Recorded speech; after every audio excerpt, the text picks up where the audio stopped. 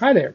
I'm thrilled to have this chance to talk a little bit more about my book, The Theory and Craft of Digital Preservation, why I think it's a good fit for the Teaching and Communications Award. So thank you for this opportunity to share a little bit more. I'm planning to just work through each of the specific questions that I was given to respond to. And so I will do that, and I'll try and keep it quick and short because I'm sure all the judges are looking at a lot of different videos right now. So for starters, the first question up was, what will be your long-term contribution? So specifically for the book, I think it's already made a great impact. I think it's on a trajectory to do even more with that. But if I'm going to think about the long-term contribution of the book, I think there are a couple key points that I would focus on.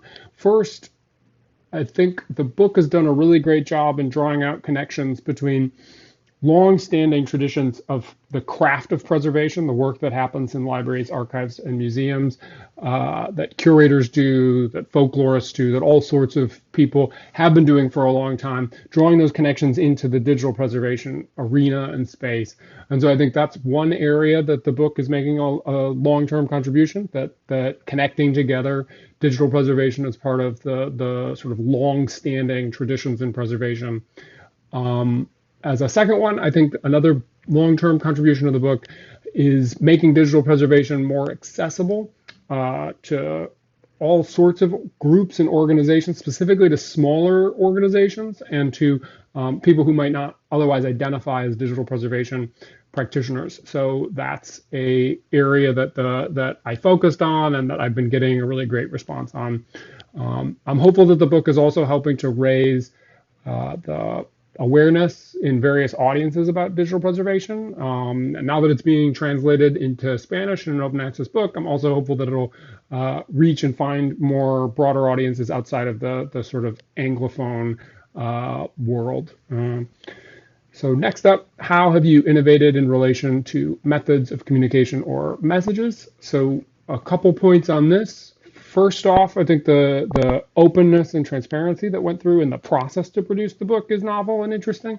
So I got a lot of great input from experts in the field on drafts that I published on my website, and did a fair amount of social media support with it through that process. But I think the messages are also themselves novel and interesting in some specific ways. So those connections to the historical traditions in preservation and the focus that I have on sort of making digital media more understandable to a wide range of audiences, and the extent to which I pulled in a lot of practical hands-on examples of the work people are doing in the field to do that.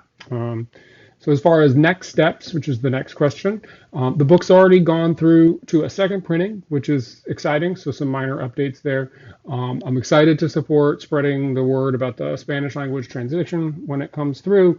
And I'd be thrilled to similarly support other open access translations of the book into other languages and broaden its reach. The next question up is, how will your work be evaluated?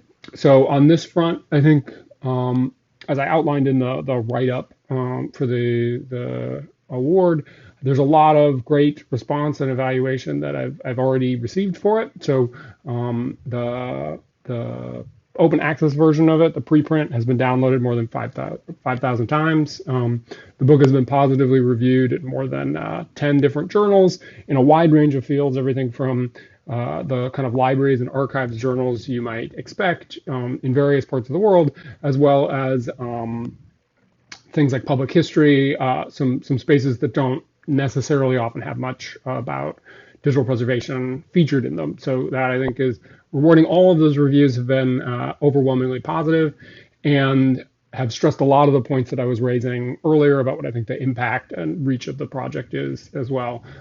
So for the details on that, you can see the write-up of the award or the slides from the talk I gave at WEMIS iPres, which are also up on SlideShare. So that material is readily available. And then the book has won 2 specific book awards, one from the Outstanding Publication Award from the Association of Library Collections and Technical Services, which is broadly a ALA organization focused on all sorts of aspects of managing collections. They do a lot of work in more sort of analog spaces, so it was really rewarding to get that response there. I think it sort of broadens the reach of the work in some ways too, and then it won the Waldo Clifford Leland Award from the Society of American Archivists, which goes out annually to the publication that sort of most strongly advances archival theory and practice. And so I think in those cases, those responses are particularly significant because it's both a Library Association award and an Archives Association award, and they're not specifically focused on digital preservation, but they underscore, I think, the extent to which the book has reached out into very broadly into the spaces where archivists and librarians are working in their own related traditions. So I think those are good examples of the evaluation of the work. And any of those book reviews are a great source to go to for sort of a critical response from differing perspectives, and they're all overwhelmingly positive. The last question is why I think I should win this category. I would say up front that it's a strong category. There are a lot of great projects in here to begin with, so I'm excited to be among fantastic pieces of work and initiatives. But I think there are a few specific reasons that it would make sense for the Theory and Craft of Digital Preservation to win this award. First off, the origin of this book is anchored in teaching. So specifically, the book was created out of my work to teach a digital preservation graduate seminar to budding librarians and archivists at the University of Maryland. And so the book itself is an outgrowth of an attempt to create something that could really help bring people into the field of digital preservation, into the dialogue, into this community that we participate in. Then the second point I'd make is that a core goal of the book is about broadening the understanding of digital preservation and participation in digital preservation to a range of new stakeholders and audiences. And I think it's already done quite well in that regard, both as a text to introduce people to the field and the issues, but also as a resource that is being widely used to underscore and amplify that people at any kind of organization, at any scale or size of organization, can take practical and very specific steps to helping to ensure long-term access to digital content that matters to them. And so I think the book is having that impact. I think sort of that is very much in keeping with the kinds of things that the DPC community is advocating for in broadening access and engagement in digital preservation, particularly for not just for the institutions that have the most resources, but really trying to make sure that there's guidance and a starting point for anyone at small organizations, lone arrangers, all these kinds of things. And then the third thing that I would note about why I think the book should win is that in a lot of ways the book is my own synthesis and engagement with the international digital preservation community. I've learned so much from this community.